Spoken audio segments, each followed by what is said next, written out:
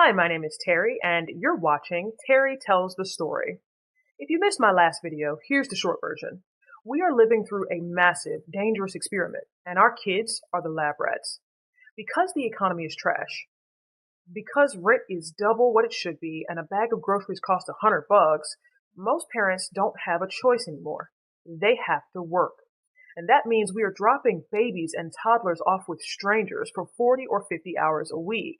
Now, I'm not talking about school for big kids. I'm talking about infants who can't even talk yet.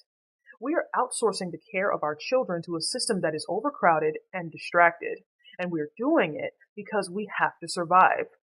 But just because it's necessary doesn't mean it's not harmful. Now, let's look at the bigger picture. We are in an economic war. Shrinkflation is a theft where you're paying more for a box of cereal that's 20% smaller than it was last year. Housing costs have become predatory, the college system feels like a scam, and the job market is a nightmare. These are massive, valid problems. And you could easily argue that if a parent can't put food on the table or keep a roof over their child's head, the kid is going to be traumatized by hunger and homelessness anyway. From that perspective, the daycare isn't the problem. It's the only thing keeping the family afloat. And you might even argue that the economic revolution we're headed for is the only real solution, because any reset that returns basic rights and dignity to the working class will automatically fix the childcare crisis by extension. But here's what bugs me. In all these loud, necessary debates about interest rates and the collapse of the middle class, there is a silent victim that almost no one is talking about. Because I have a strong natural concern for kids and their well-being, I can't turn my back on the kid in the corner of the daycare. This is an example I didn't give you in my previous video, but think about the vulnerability of the bathroom. At home, everything is built for comfort. You are the center of the world. Your parents know your face, your nonverbal cues, and your habits. They aren't awkward about your body because they've cared for you since day one. And if you have an accident, they notice almost immediately because their eyes are always on you. But the daycare is a totally different universe. It's a world of overcrowding. The worker has 10, 15, or 20 other kids to manage.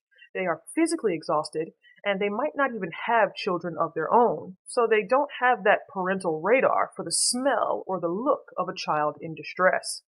Imagine a 3-year-old on the playground. They got distracted playing, or maybe they were too nervous to ask for the bathroom earlier, and they have an accident. It takes a massive amount of bravery, the kind most adults don't even have, to walk up to a stranger and admit you soiled yourself. So you make a choice.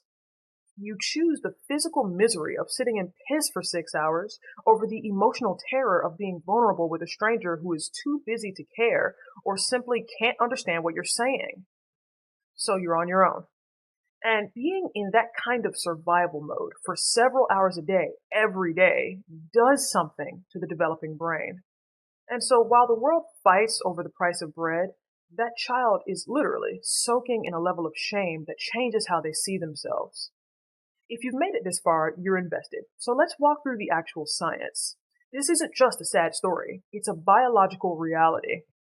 In 1991, the National Institutes of Health launched what would become the most comprehensive study of childcare ever attempted. They recruited over 1,300 families from 10 different locations across the U.S. and followed those children from birth until they were 15 years old. After 15 years of data, a chilling pattern emerged that had nothing to do with how nice the daycare was. They found a direct correlation between the amount of time spent in care and behavioral issues. By the time these kids reached kindergarten, the ones who spent 30 hours a week or more in centers were consistently rated by teachers as more defiant, less cooperative, and more aggressive. The researchers realized that when a child is raised in a crowd, they stop learning how to bond and start learning how to compete. Around the same time, Dr. Megan Gunner at the University of Minnesota wanted to look under the hood of a child's brain. She wasn't looking at behavior, she was looking at biology. She tested the levels of cortisol, the hormone the body releases when it's under stress or in danger. In a normal, healthy home environment, a toddler's cortisol is high in the morning and drops steadily as the day goes on because they feel safe and relaxed. But when Gunnar tested kids in daycare, she found the reverse. For these children, cortisol levels actually rose throughout the afternoon. Their bodies were telling a story that their mouths couldn't, that being away from their primary anchor for 8 to 10 hours a day kept their brains in a state of chronic high alert. They weren't just playing, they were surviving. Finally, we have the Great Natural Experiment. In 1997, the province of Quebec did what many activists want. They made daycare nearly free for everyone, for $5 a day. It was a dream for the economy. Thousands of mothers went back to work. But in 2005, a team of economists from MIT, the University of Toronto, and UBC decided to check on those kids. They found that compared to the rest of Canada, Quebec's children saw a 20% spike in anxiety, hyperactivity, and physical aggression. Even worse, a follow-up study years later found that these kids, as they reached their late teens, had significantly higher rates of criminal activity and lower rates of life satisfaction. The system fixed the economy, but it broke the social fabric for an entire generation. The parents are the victims here. You are being forced to outsource your child's care just to afford a roof. The brain is most plastic, or changeable, in the first 3 years. If a child spends those years learning that nobody is coming when I'm wet, or I have to be aggressive to get a toy, those neural pathways become the foundation for how they handle stress as adults. We are currently looking at a shadow population of millions of young people who were the first lab rats of this dual income mandate. When you see the rise in teen anxiety, the difficulty in forming deep relationships, and the antisocial shift in public behavior, you're looking at the results of the 2000s and 2010s. But here's the scariest part.